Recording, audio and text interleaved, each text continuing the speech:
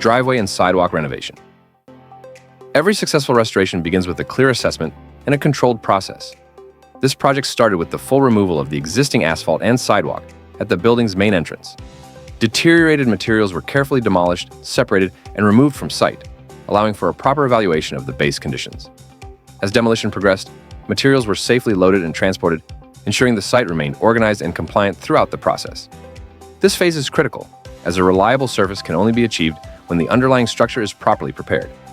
With the removal completed, grading and base preparation began. The site gradually transitioned from demolition to reconstruction, marking the foundation for long-term performance.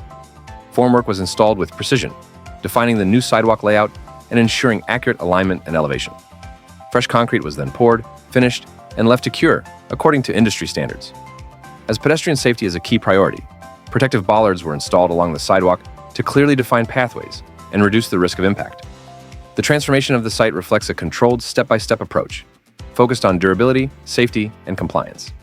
This renovation was executed by DESA Contracting and Restoration in accordance with Ontario construction guidelines and industry best practices, built with care, executed with precision, designed to last.